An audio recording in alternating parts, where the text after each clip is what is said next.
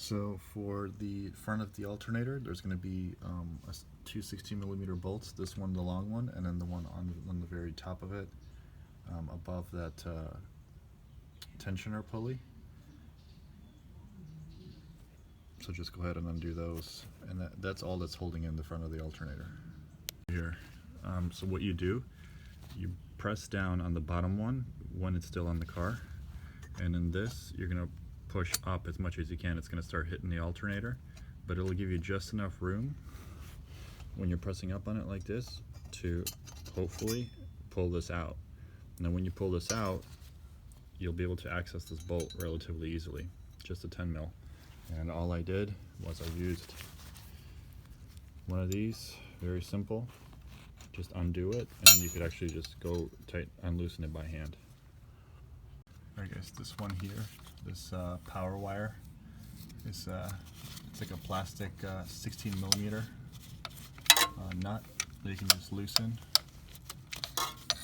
and then you can actually remove it by hand, and it's going to be holding that power wire in place right there. So this is the main power wire, and then this blue one, which it shouldn't be blue, but the actual heat shieldings come off, so I'm going to have to redo that with some electrical tape just in case. That one goes to the actual top connector up there, if you see it right there. See it there? That's the connector, and I believe on top of it there is a clip that you have to disconnect, which there's not a lot of room there, so I'm probably going to lower the alternator a little bit first, and then disconnect it. So here's the first bolt, guys, out of the alternator hole right there, that first one. That was very easy to get to. For the second one, I'm using a longer ratchet here. It's actually a breaker bar, but it's a lot easier to do that rather than kind of try to stick your hand in there and try to get it out. And it's also a lot easier to just undo it. So they're both 16. There's gonna be one there and one at the top. Alright guys, so alternator is out. It was in there really tight actually, right here. So what I did was I just took some PB Blaster and put some PB Blaster in here, and then I loosened it up real easy. And then what you do, or what I did, didn't have a breaker bar, but you see this lower control arm? You're gonna wedge this breaker bar up in there, up against this side right here of the alternator. And what you're gonna do is just keep working it. What I did was I just got into these grooves, and just slowly, when you press up against it, and keep working it down, keep working it one by one, right? And slowly what will happen is it'll start to rotate like this way, right down, and then it'll come off these two bolts and this one as well, or this one's off already. And then it'll basically like drop down like this. The only issue that you're gonna have is right here. I wanted to just take this bracket off because this was my problem. These two teeth right here would hit right up there, and it wouldn't let it go. So what I did was I just like bent these. See how they bend a little bit, and then that gave me just enough clearance to remove it. So yeah, not the funnest thing to do. Hey guys, real quick, wanted to show you the two most difficult bolts when you get the accumulator out of here. So it's this right here. It is really tight in there, especially if it's never been done, which this one hasn't. But just wiggle it out. You can even spray some WD-40 on it, and then this piece sits around it, which also has never been pulled out, so it's going to be like almost glued in there. It'll feel like it is, so just pull it out with pliers.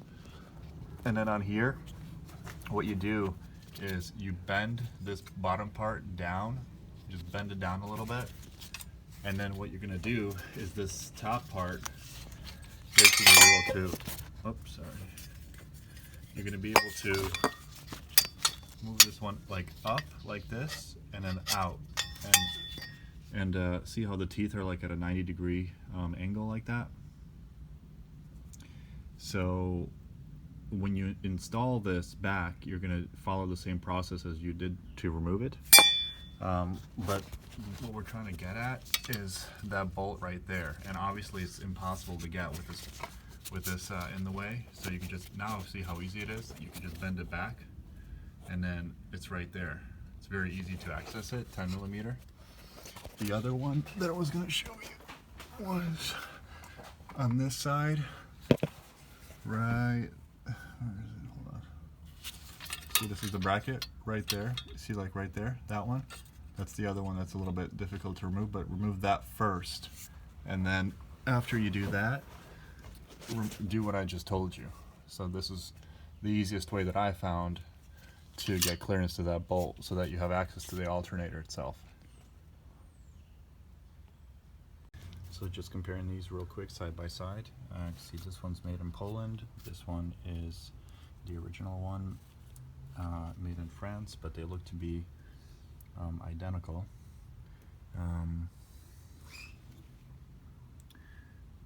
So yeah.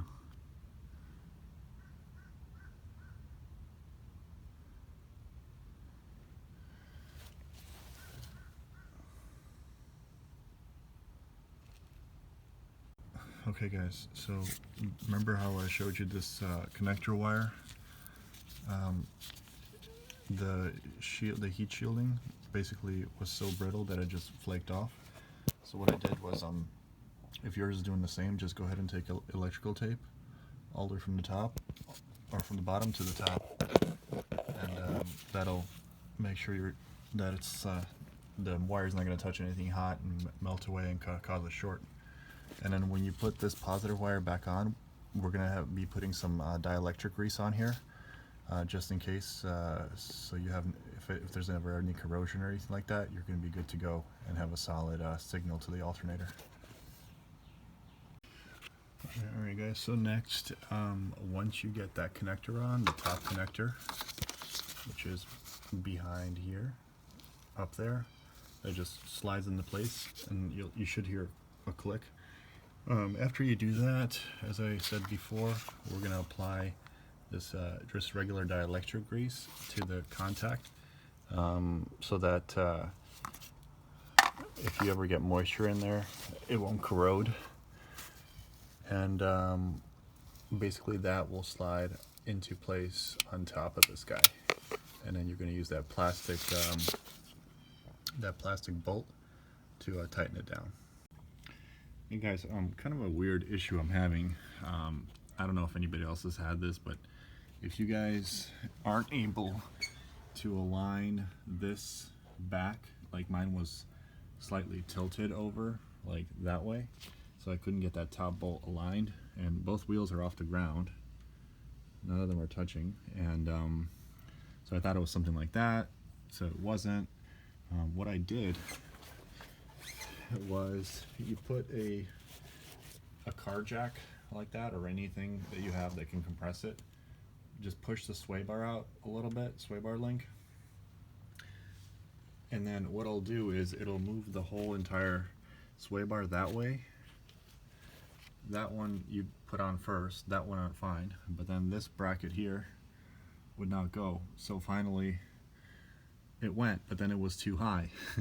So then the bracket was a little too high, so then what you do is just take like a breaker bar or something and push down on this sway bar a little bit, and then what I'll do is that'll actually move it down just enough so that you can put that top bolt in.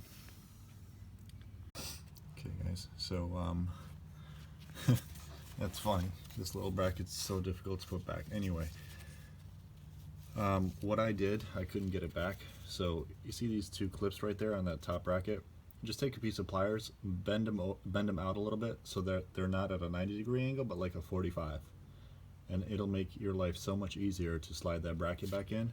Then once that's in, just tighten these two 10mm bolts, and that's it. Also what I did, guys, because I had some difficulty getting this back, just take some PB Blaster WD-40 and put it around that rubber seal so that it slides in a lot easier.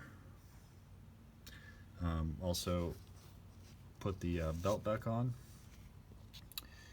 and next is that connector will go right there. Alright guys, so basically that's it. Sway bar is in. These hoses are in as well. Overall, not a bad job. I guess the only difficulty was aligning the sway bar back and that little bracket underneath the alternator. But other than that, I mean, not too bad. It did take me quite a bit of time just because it's my first time doing it. So it took me probably, I started at around 1 and it's 6 now. So yeah, but it's definitely doable within, if you have done this before, within 2 hours. But yeah, not too bad. Just take your time. Okay guys, so getting the new alternator in was a lot easier than taking the old one out. It actually just slid in there real nice.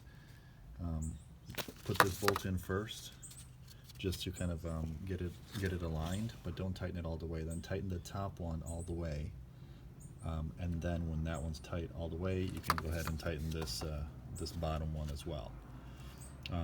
Don't forget the connectors. There's 2 of them, one for the positive cable wire and one for the actual connector that sends the signal to the voltage regulator from the back, and then you'll be all set there. Okay guys, so I'm going to do my best to show you those. Honestly, the hardest part of this whole project is, in my opinion, this bracket, because okay, so you see this, here's the bracket, right? There's this hose that goes up, and then you put the top part of the bracket in, right? So this hose, it's very difficult to get to these 2 bolts here.